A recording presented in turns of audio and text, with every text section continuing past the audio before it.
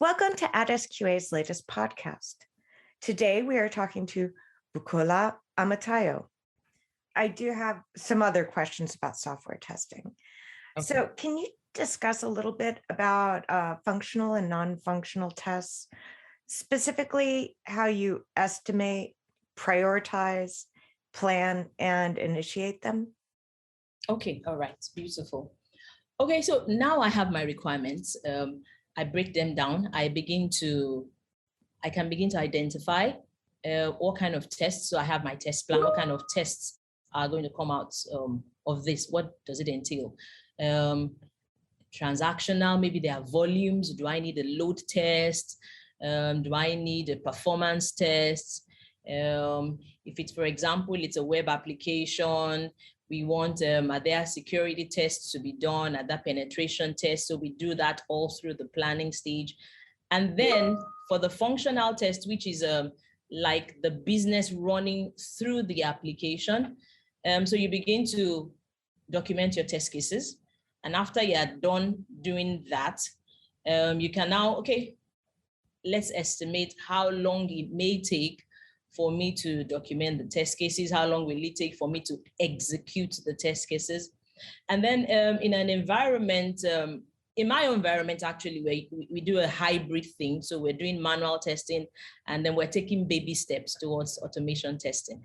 But in an environment where, it's fully automated, so that means you also have to go along line. How long will the manual testing take, while the automated testers also begin to script along the line, so that when we're done with the manual testing and we have our defect logs, once the developers go back to address the bugs, when it is returned for retesting and regression testing, by that time the automation part would probably have been ready. So it makes regression testing a lot faster. So what we do right now is our initial tests are done manually. So at that point in time, also the estimation, take a look and say, okay, a similar project or application that had been tested some few months, some few years back, how long did it take? So you can use that to do the estimation. How long will your test case documentation take? How long will the execution of the test cases take? How long with writing the scripts for automating the test cases take? How long will it take for the execution?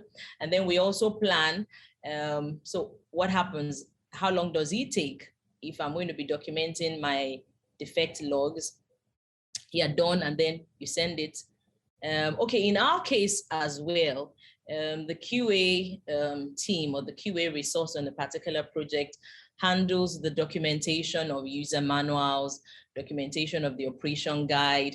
So during that process, when the defect log has been issued and sent to the developer, that is the time we can also now begin to use that time to build up those kind of guides. So all those things we just use based on experience, just come up with a proposed timeline.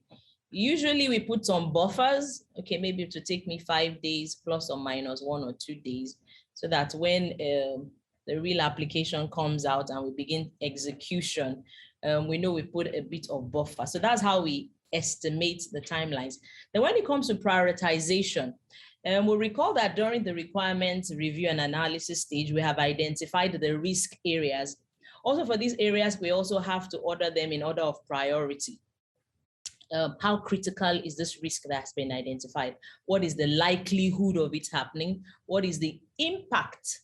For example, if it is very likely that this risk is going to happen and the impact is global, for example, like I mentioned earlier, where mine is, I work in the financial sector and we cover a large scope over different countries. So the impact, especially if it's a group application, is usually very grave. So when you have your likelihood and your impact, and then you get to submit and you order it. So this is in order of priority. So that also helps us. So we prioritize those test cases. Okay, before prioritization, once we've identified those risk areas, we also ensure that we have detailed test cases that test those risk areas so that we know that we have done thorough testing for the prioritized risk areas. So during the review, when those risks had been prioritized and we already documented cases for each of those ones, so we now begin to say, okay, I have, let's say 50, 60, 80, 100 test cases documented. I already have maybe like 50, 60 to cover all the risk areas, and then I order them in order of priority. That has been prioritized.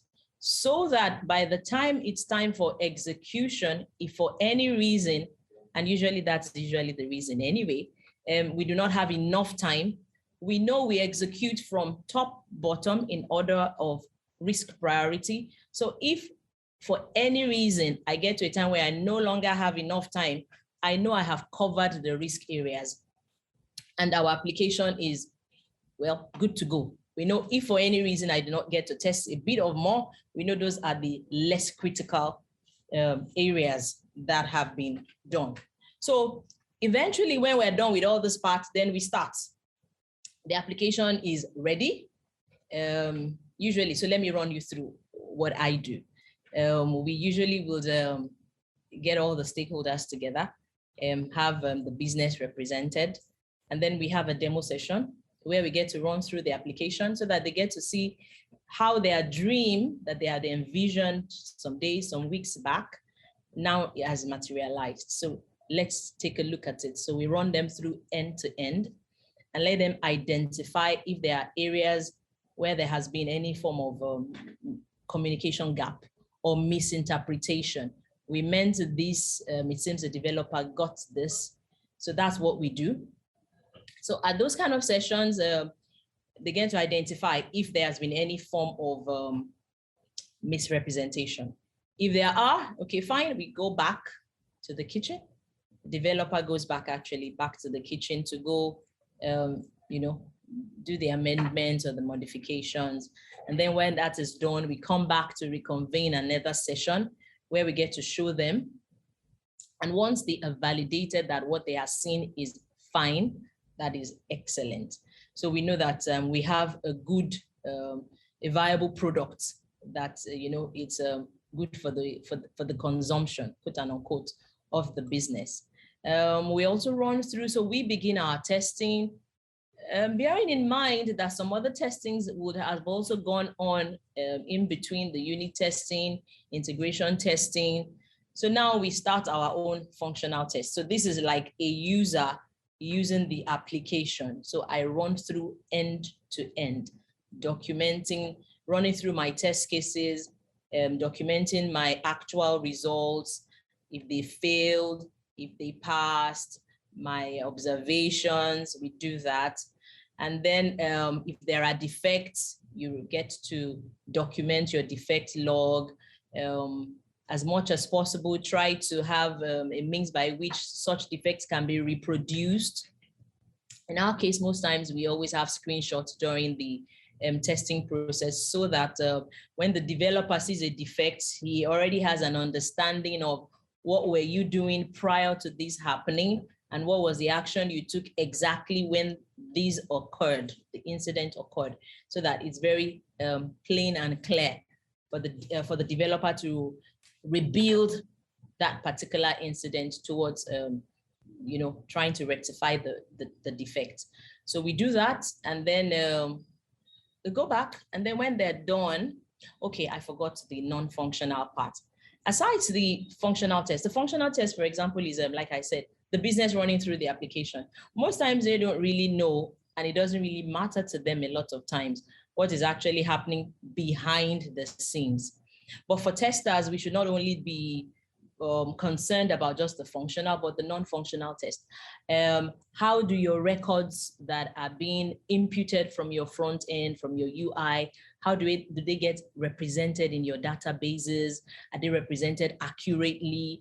Are the values put there accurately? When I put a first name and a last name, am I sure it's going into the first name and last name field of the database, or it has been swapped? Do they have accurate timestamps? All those kind of things are the non-functional tests. We do the database testing to be sure that there is alignment and there's integration properly from one page to another, and all the other security ones. And we also ensure, because we already have some standard policies in the organization, we also have to ensure that every application conforms to the organization's policy. You have your logging in, concurrent login sessions. Can you do that? Can I, without logging in, can I just launch the URL of a particular page and I have access to it? You know, all those kind of non-functional tests are built and also executed. Then my load tests, if it is required, if the implementation requires like large volumes of transaction processing, or maybe not transactional, maybe service processing, maybe there are APIs you want to see, and then let's do a load test, let's do a performance test. Those are the non-functional tests that had been documented in your test plan. Then we begin to execute them. So that's just how it flows. So back to the testing lifecycle I was talking about. So let's say it's done, the developer is done fixing bugs and returns back to the tester. So we just come back and yes, we retest those portions that had been identified as bugged.